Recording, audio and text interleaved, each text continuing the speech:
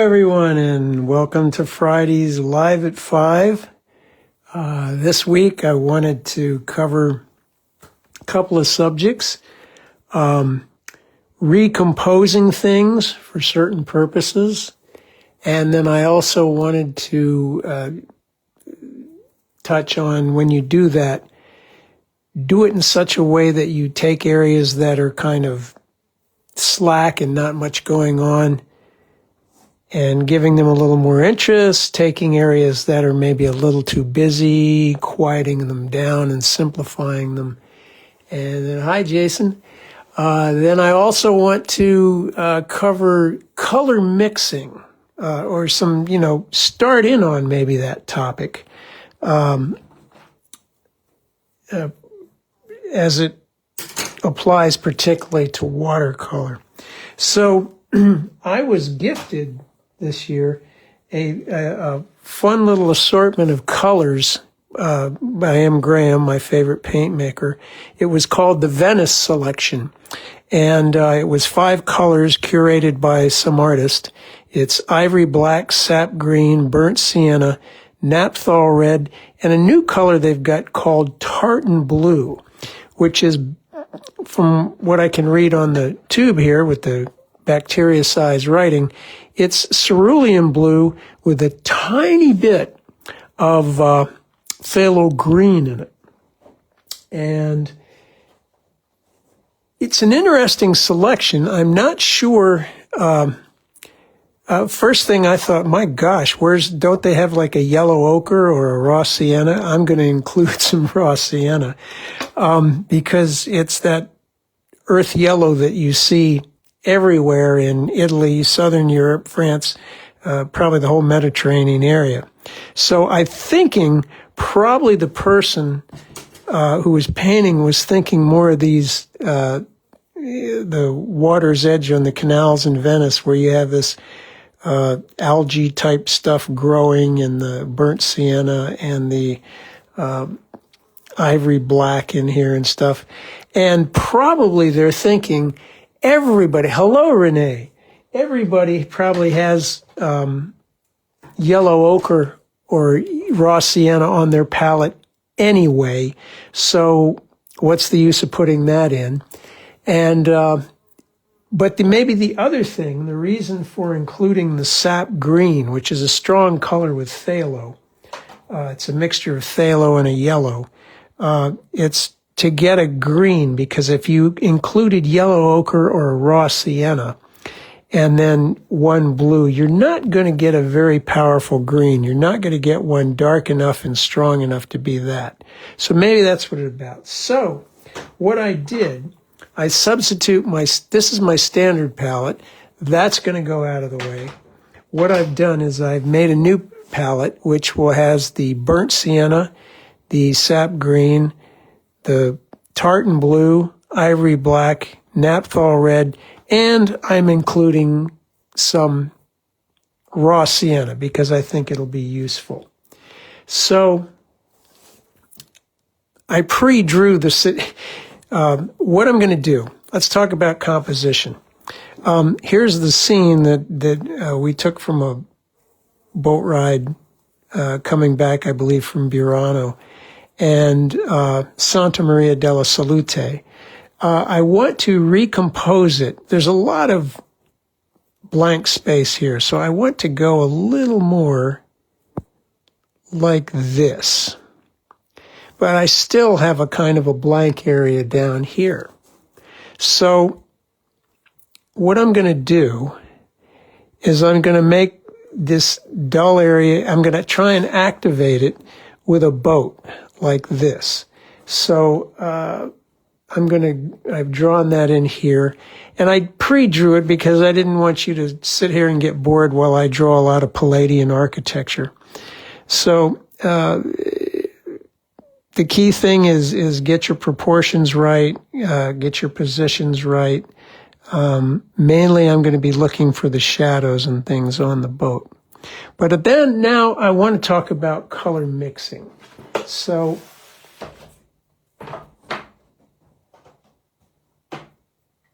let's get a brush. Oh, heck.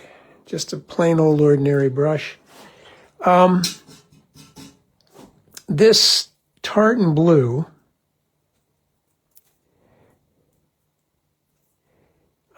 pretty much looks like cerulean. It's a little greener. And then, of course, the sap green is a very powerful color because it's phthalo green. I'm probably not going to employ much of that here, possibly in there. But to mix, if we have a red, a blue, and a yellow, and the interesting thing about naphthol red and cerulean blue and burnt sienna and ivory black is that they're all about the same strength. So I talked about the colors have probably been included so that you could get the range of hues that earth red, green, black, grays, and things, and blues. But when you mix, you have to get more than just the hue. That's the color name. You need to be able to get whether it's a vivid color or a dull color. So, okay, so here's our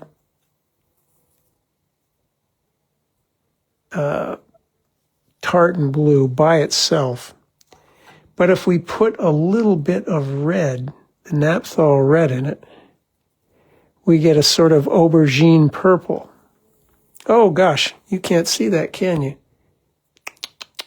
Sorry about that. Okay, there we go. So tartan blue, sap green, tartan blue by itself, sap green. I put some naphthol red into the blue to get an aubergine. Now let's make it a bluer violet by putting more of the blue in. It's going to be a nice color for these shadows over there. Now, I could use just burnt sienna for these roofs and things like that. But I'm going to do something a little different. I'm going to use mixtures of raw, okay, there's the burnt sienna. I'm going to take the raw sienna, which is very similar to yellow ochre, but it's not as powerful. It's more about the power level of this red and this blue. And when you mix them, that will make it easier. So I'm going to add a little bit of the red to the yellow ochre. And I can get something very similar to the burnt sienna. Let's put a little more of the raw sienna in it, a little more of the red.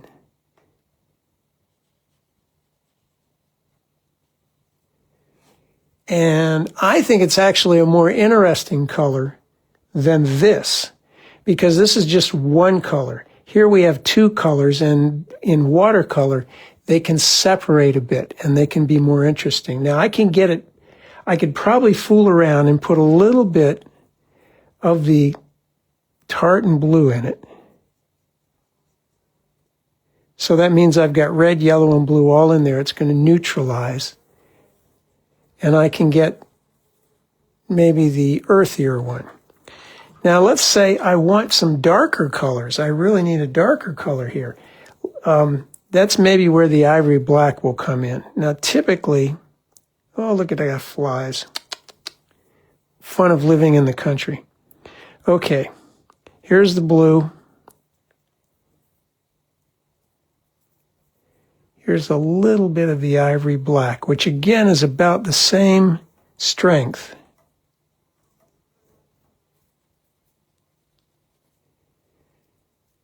And we get a nice dark indigo kind of color.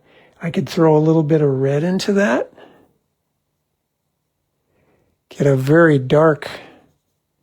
So there's our darks. But they're hopefully interesting because they're made of more than one color. So what else can we make? What if we needed to make a pink? The red, a lot of water,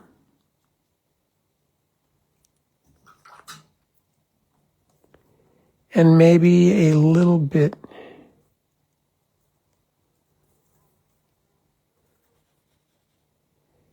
of the raw sienna. So even more water in that.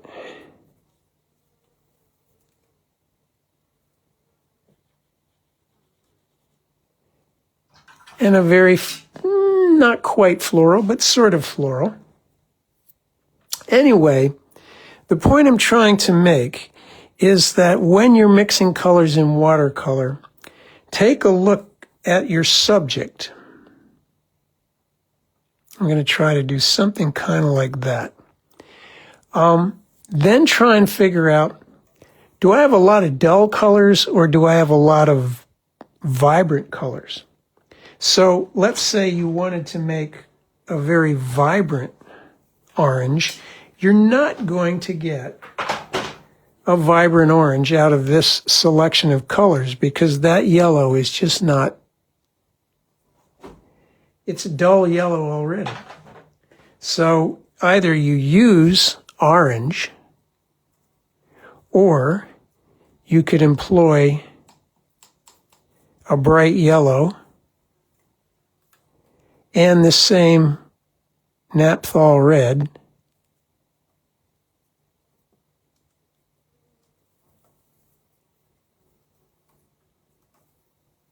to get the brighter orange. Still not a very bright orange. If you want a really bright orange, you have to get an orange. So if you're going to paint pumpkins, that's what you need to have.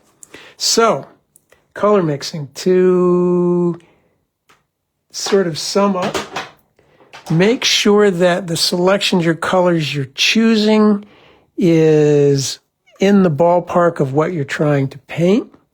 And then use the component colors that you mix to make sure that they're about the same strength. So a yellow ochre would very, that's the reason I'm using the raw sienna, is because the yellow ochre would very much overpower the other ones. And if I got in there with the sap green, I think that would probably overpower too. But if I did need a strong green, and maybe I'll do it, maybe I'll try it back over there. So I'm going to wipe these out and start mixing up the colors I actually need for this subject. So let's bring the drawing over here. What I did, I tried to put that boat in this area over here, which I thought was a little bit slack. This is kind of a straight line. It's kind of sliced in half. I mean, we've got a beautiful silhouette going here. That can't lose on that. But what we've got is a very straight, flat line here. So I'm trying to include some little boat things, and I'm trying to bring in that motor boat from over there. So I'm going to try to get away with just this one big brush. We've got a nice stopping point in this set of buildings here, so I just need to come up with a blue using our tartan blue, a runny mix, because I want to get a bead going. And I'm going to put in the tiniest amount of the naphthol red to make it a kind of violety blue, because I want to have a greener blue here. Violet blue, green blue, lighter blue, darker blue. So make sure I have plenty of it. By the way, this naphthol red, For those of you who are oil painters, this is what it's the same pigment, red 112, that Williamsburg calls Fanchon red. Great mixing red. It's neither too cool nor too warm. So I'm just going to make lots and lots of this so that I don't run out, because I can always add to it to make that blue or these other blues. So, more water, runny paint.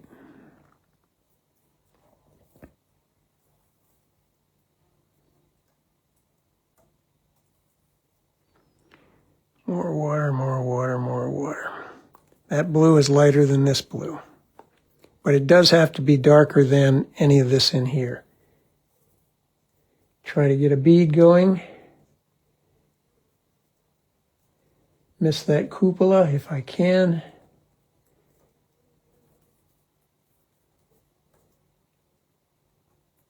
The bead waits for me if I keep it nice and wet. If I get a little bit into the other stuff here on the side of the cupola, I'm okay, because it's going to be darker. I just have to be very careful in here. I need just to keep that bead going.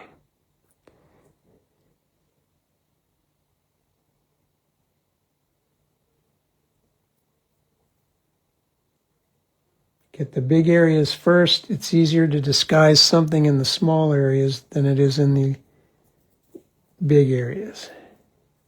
I'm working on 140-pound Stonehenge cold press. Hopefully I won't get too much streaky. Now I don't have to worry there because I got some trees and they're darker. This stuff is all lighter.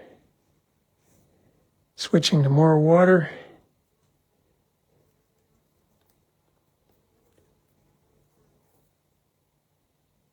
The roofs are darker. If I get into that, I don't have to worry too much.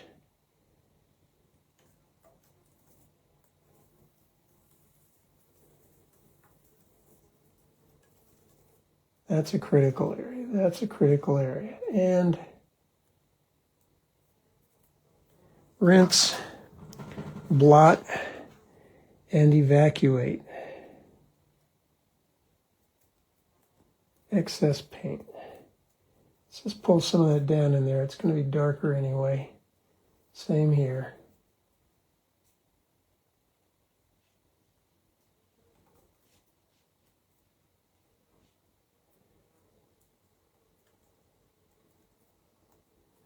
It's going to be darker. Now,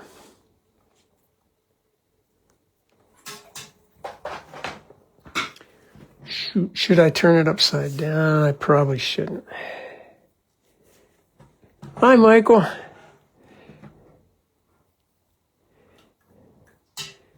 Okay, into that mix. Same mix. I'm going to put more blue because this blue is darker than that blue. And I want it to be a little greener. So, and darker. So I'm going to put in, this will sound odd, a little bit of the raw sienna and a bit of the black. You can say, well, I could put in some of the sap green, but that stuff is really, really strong. Now, what I want to do is get kind of around the boat here. Notice that it does get a little bit lighter down here.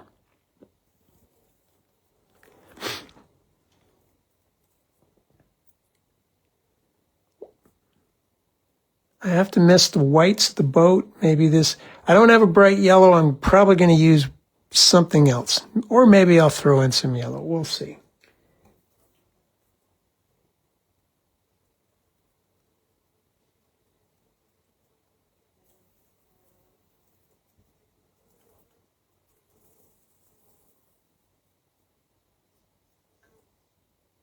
I have to work quickly to keep a wet edge. The hull of the boat is darker, so that's not a big worry. I have to leave a little bit of disturbed water near the boat and behind the boat.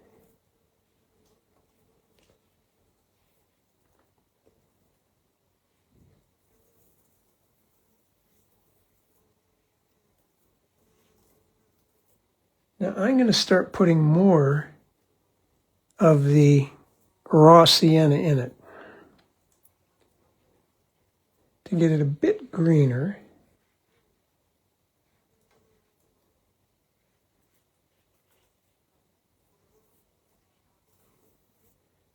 And then I'm going to rinse my brush. I'm going to get some of the straight blue and some water. And I'm going to finish off with a higher chroma blue at the bottom. And now I'm going to wait on this thing. I'm going to touch up maybe some spots so that my water line is level. So rinsing, blotting, and evacuating the excess because the board is on a 45-degree angle.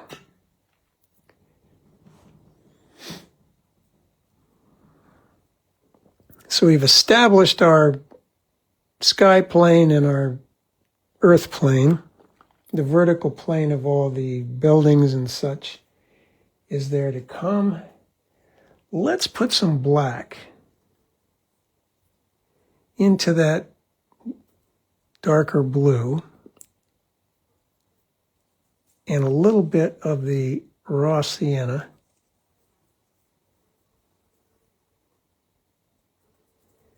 More of the raw sienna.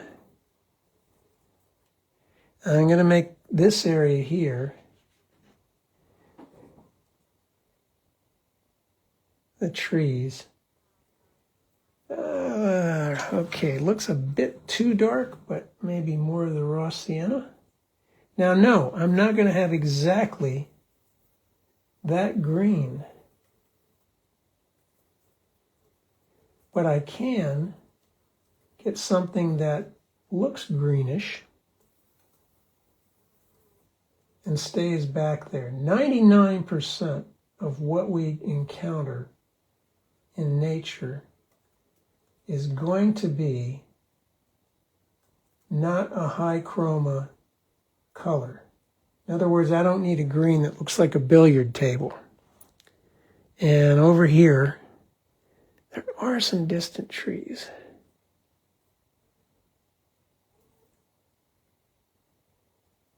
Now, into this mix, while that surface is wet, I could touch in a little bit of the raw sienna. And we'll just say it's October and not May.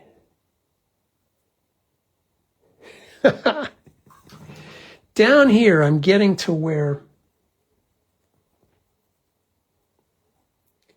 this surface is still, the glisten has gone off, but it's still kind of damp. So I can put in some wave action.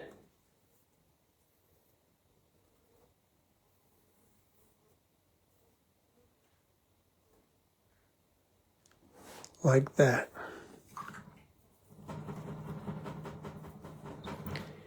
This, I think I want to let dry. So, going to mute to save you the noise.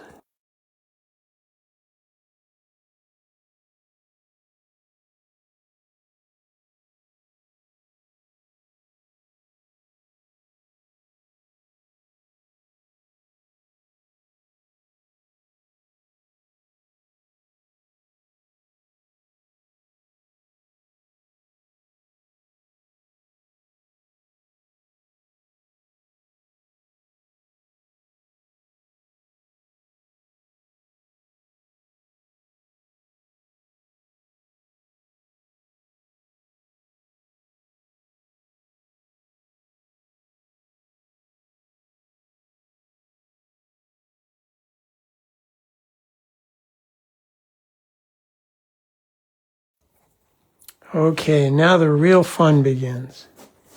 This is where we start. I'm going to get the slightly smaller Oriental brush. Going to switch from this one to this one.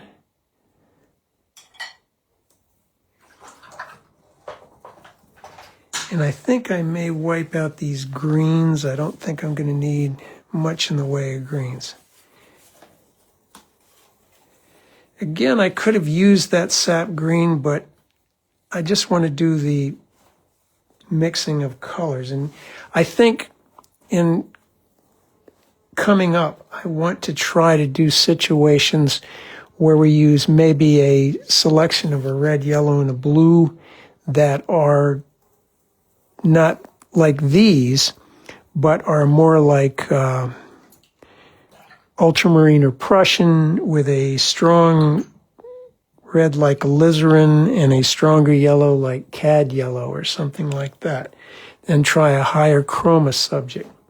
So now I'm going to, using just a bit of the raw sienna, very little bit, and a lot of water, I'm going to get some of the warmer areas. Well, no. It will be easier to do the sienna-ish colored roofs. So, red.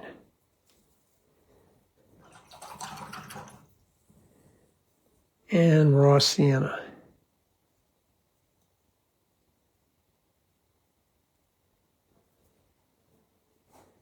All right, so some of these roofs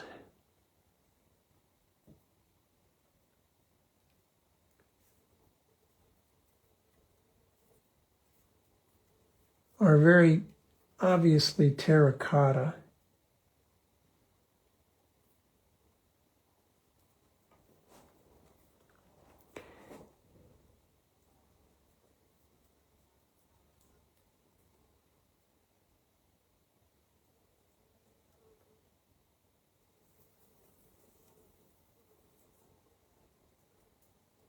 I can see my drawing is already a bit wonky.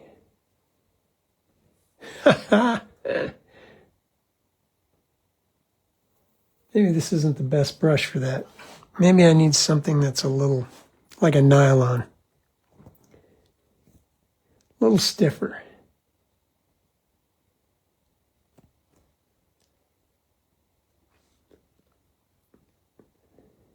So I'm doing the darker ones first.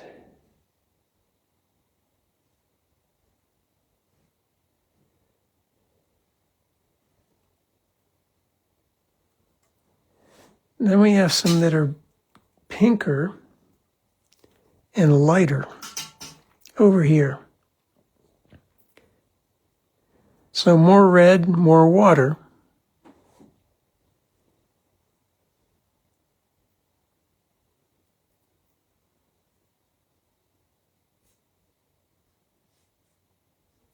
Leaving some white skips. These areas too.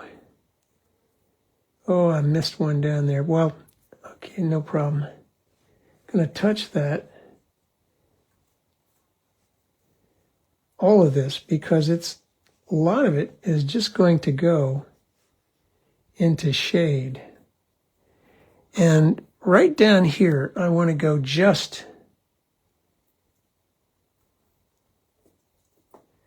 raw sienna, or you really could use yellow ochre on this one.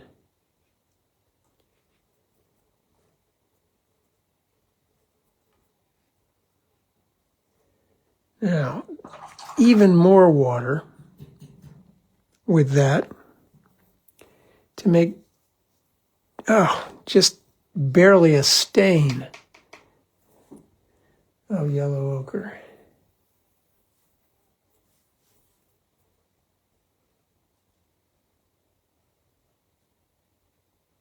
Here and there. Primarily on the left side.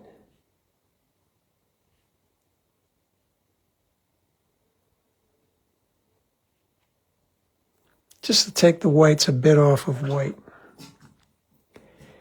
I'm going to take a little bit of the leftovers of this blue and a fair amount of water and a little bit of that pale, pale sienna, ever so slightly greenish grayish, and get the cupola there, especially this cupola.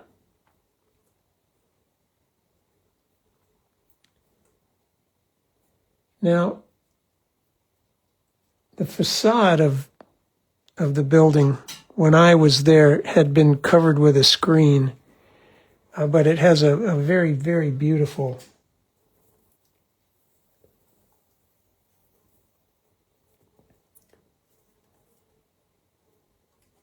little bit more of that blue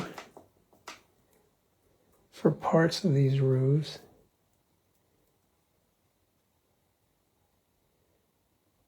And maybe the lower portions of the cupolas.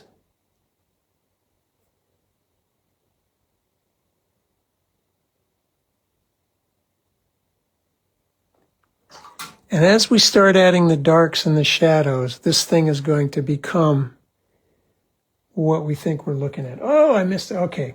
I need to make a dark umberish sienna. So I'm just going to throw some ivory black into that sienna mix that I made. And lo and behold, that's what it looks like.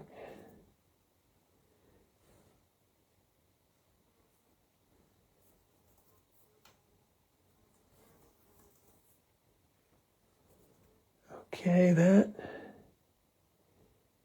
a little bit of that up in here, and here,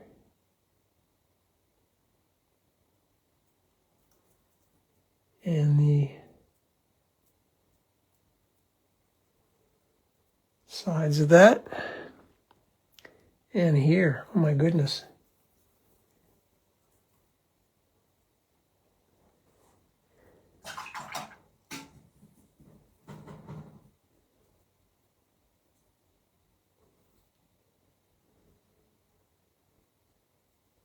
Okay, that I think is going to have to dry out a bit, but maybe I can work on the boat.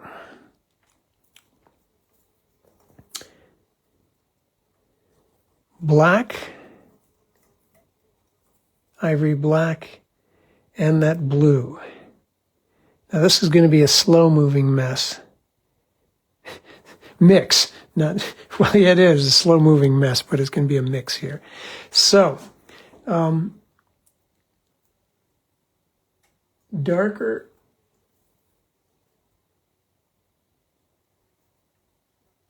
here.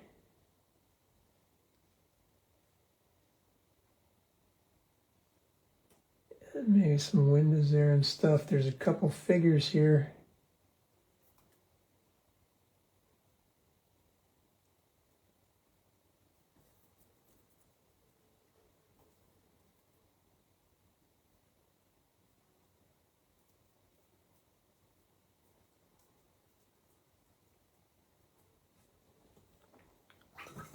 Rinse. Wipe the brush to get the moisture off. More of the blue into that black. So a bluer, cleaner. Well, maybe I'll just go straight blue on this side.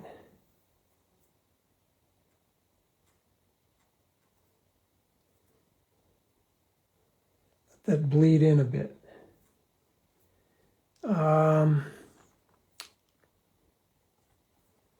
The darker blue with a little bit of raw sienna to make it greener for the windscreen of the boat.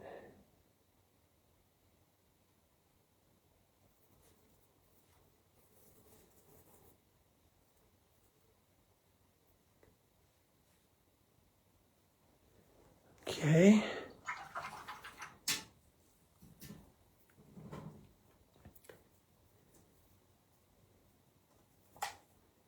something in between those two mixes to indicate disturbed water.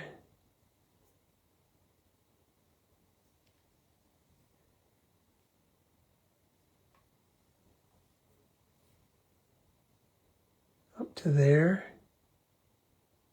Underneath whatever this is. I might turn it into some kind of little boat or something. Let's go back to our main subject.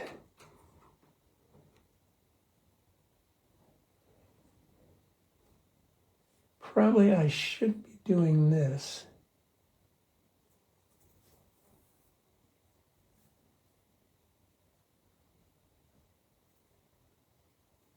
Until I've got my darker stuff in up here.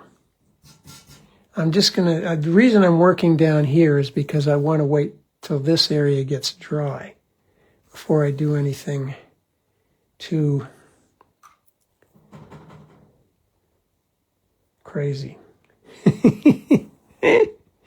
So, a little bit of that reddish pink to leave parts of that behind.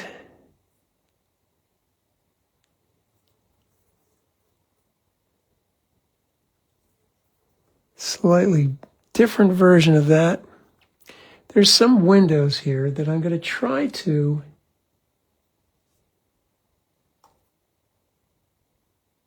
leave a bit of the pink behind for the lighter portion of it.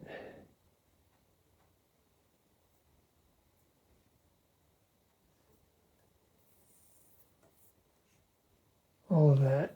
It's going to get darker, but I'm going to do it darker now. And lighter now. Yeah, I think that's enough. Now, let's see. Let's go up to the top of the building.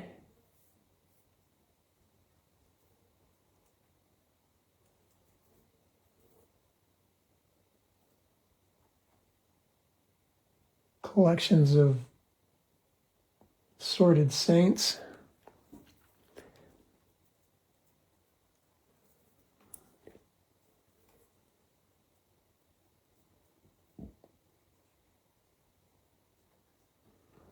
An easy way to make this building look roundish is these little windows, which are very evenly spaced. Make two of them closer together and one farther apart. And dark there, dark here, dark there. A little more blue in that dark. And there's a shadow area in here.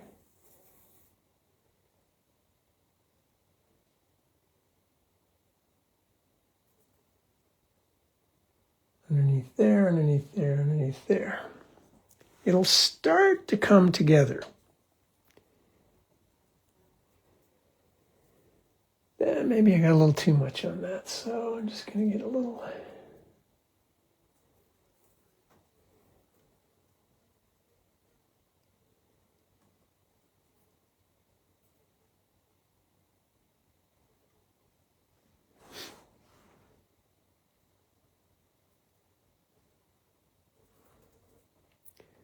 some windows...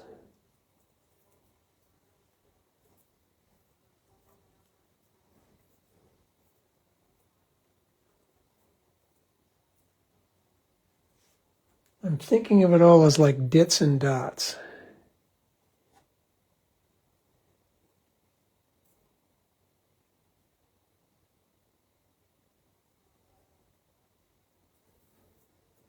I'm trying to connect my light areas and my dark areas.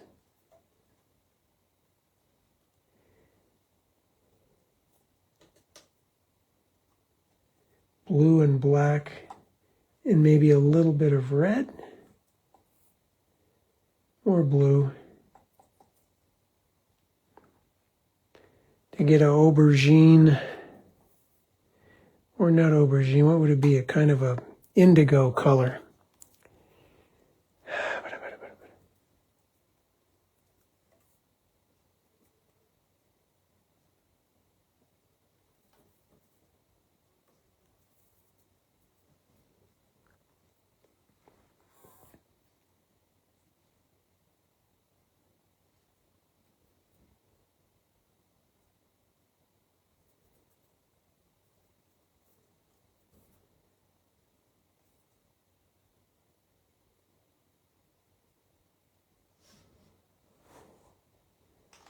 So these are basically just ways of separating the light areas from the dark areas. Try to get those curves nice.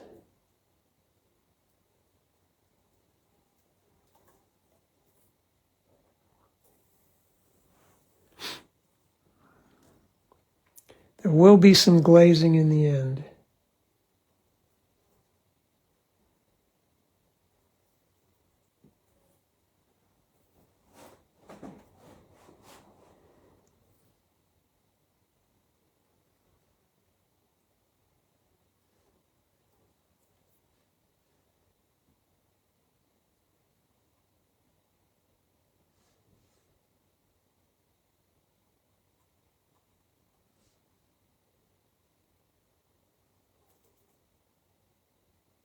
That's the section that I believe Sargent painted. Very complex drawing.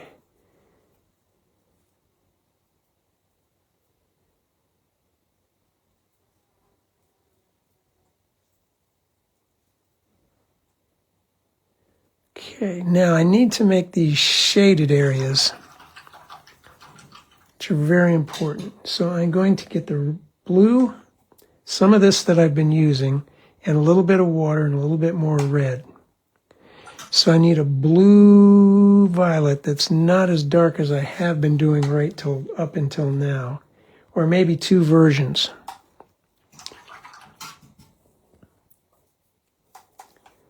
That's too reddish. Let's move some of that down here, put some more blue in it.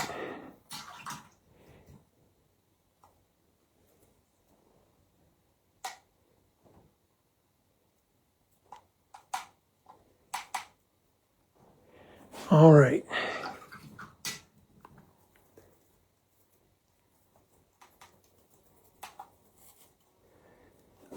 So I've got two versions of it.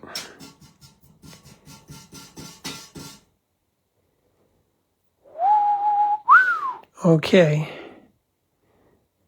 There's nothing for it but to do it.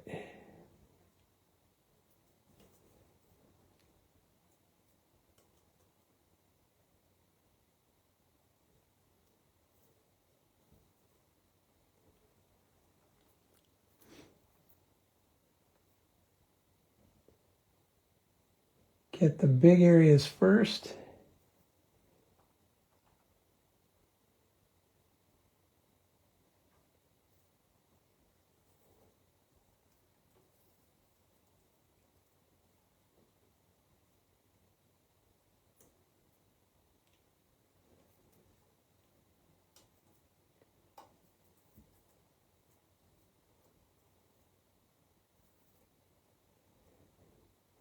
And hopefully this will start to look like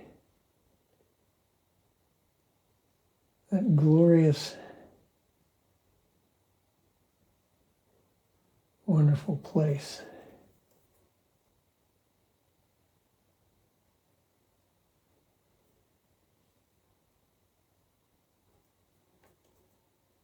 Couple of saints.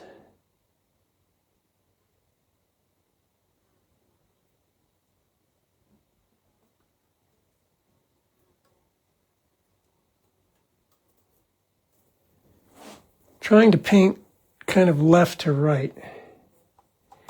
I'm going to use some of this over here to indicate the more shaded areas in that foliage.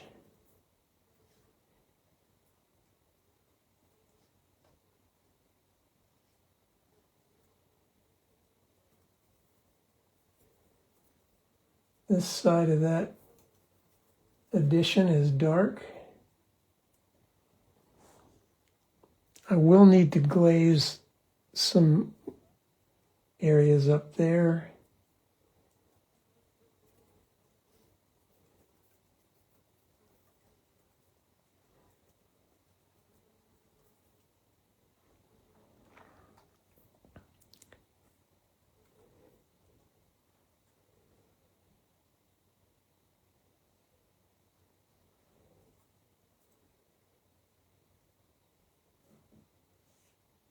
That whole thing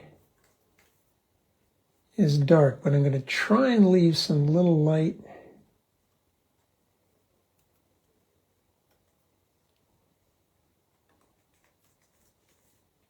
things in there. Oops. If not, we can recover them with the gouache. Now I need the darker version of these two to come down here and do the shadow that is cast onto this building cast from one building onto one building by another.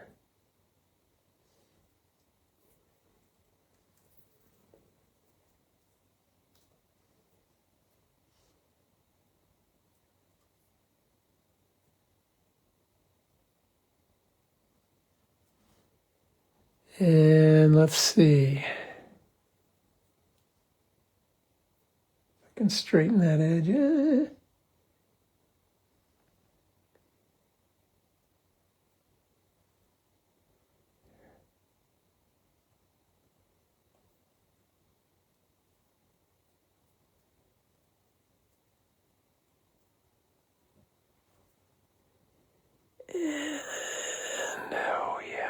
I'm glad, boy, I got a big pile of it over here.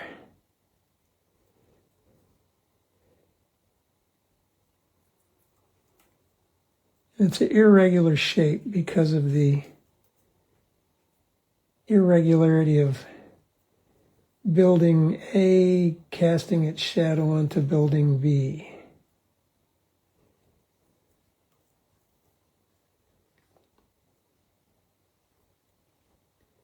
And some supporting lines, for lack of a better term.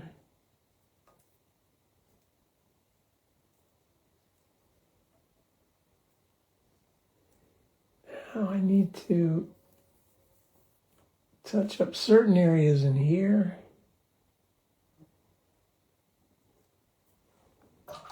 Meaning these colors plus a little more water and maybe a little bit of something like the sienna. Too dark, rinse, blot, and soften. Same thing there. Same thing here.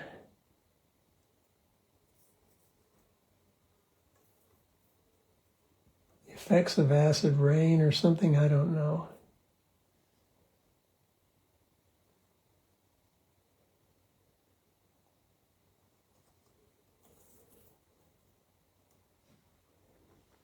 Maybe I will just use a very, very, very pale mix of the raw sienna. A lot of water.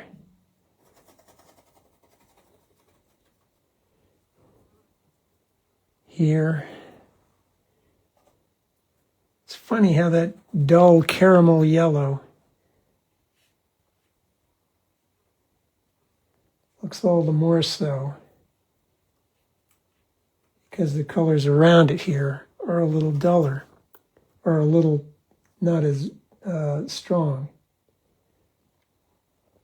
as that gets dry, oh, it's about the right state. I can suggest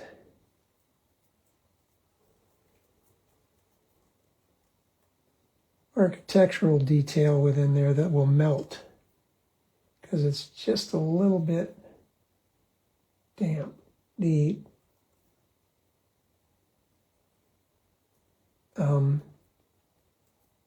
sheen had just gone off of it.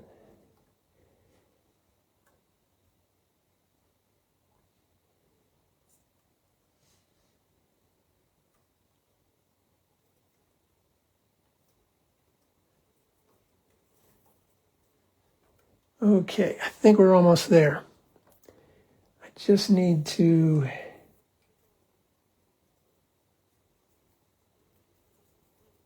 darken that side of the boat.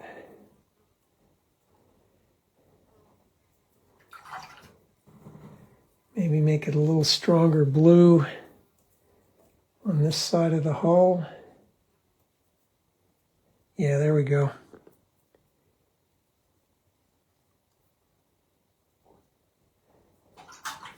Some minor things. So all of these little marks that I'm making now are just things that are sort of being included in order to make that flat, straight line a little more active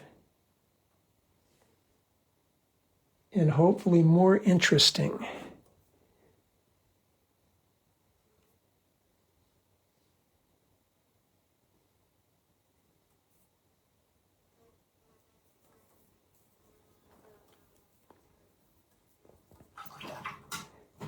Maybe I would even like a little more gunk over there and over here. And some strong darks.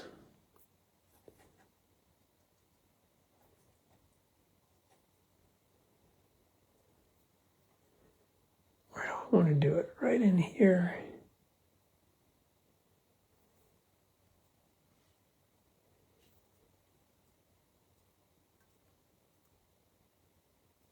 In there.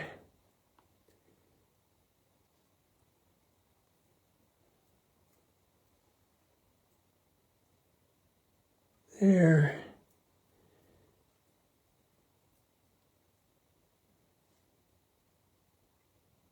There. And I'm going to detape at this point and call it.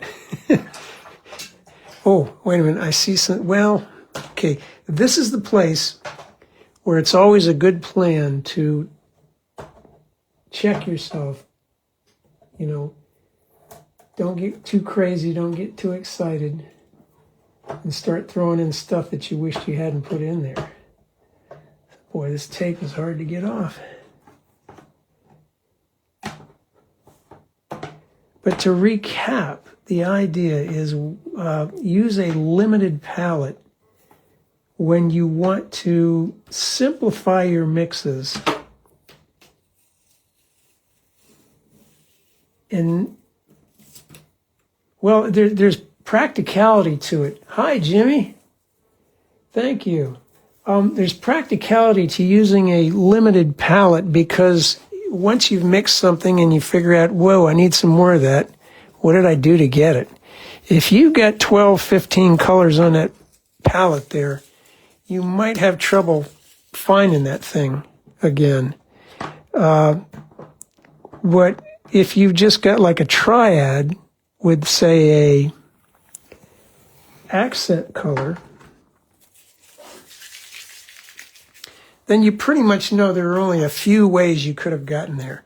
So let's just say for an accent color, let's get back into that other palette, my normal palette, and get some of that bright yellow.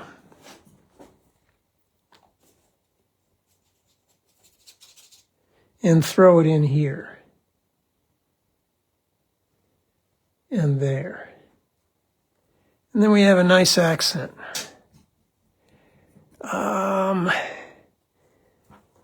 But back to the palette that we were using.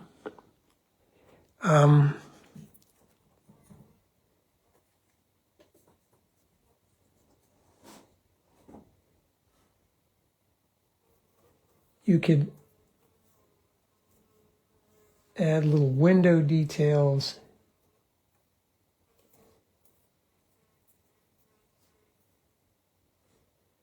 Things like that. Eave shadows.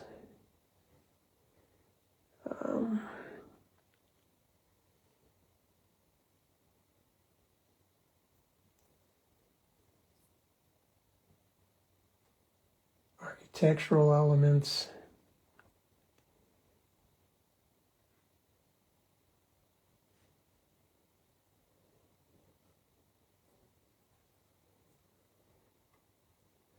But hopefully that's clear.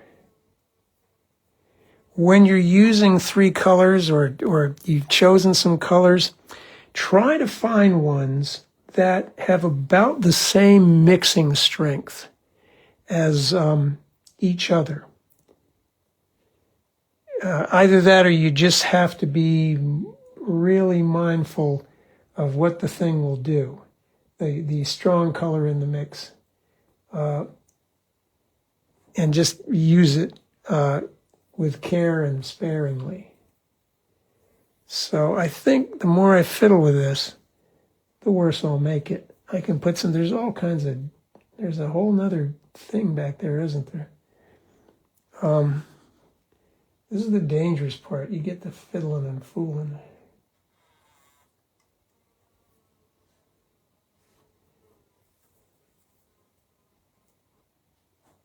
I'm looking for spaces that are just kind of not active.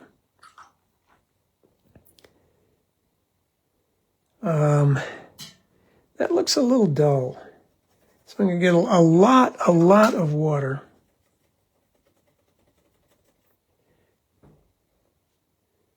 I'm going to try to make it a little rounder. Granted, I don't have, I'd love to swoop in here with some cobalt turquoise, but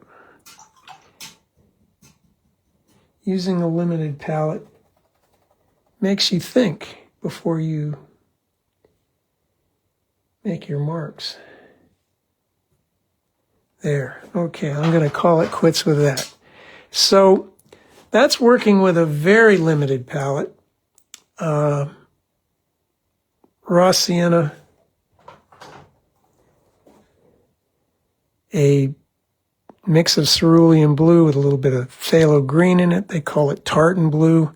Raw sienna, naphthol red, 112. I didn't use the burnt sienna. I could have, it would have been a convenience color, and the reason we get burnt sienna is because it's instead of mixing 2 of these and a little bit of that to get that, you just whoop in there and get some of it. And the ivory black, when you mix it with other colors, makes interesting things. That blue does look blue. It doesn't look, I put ivory black in it. It doesn't look terrible. So,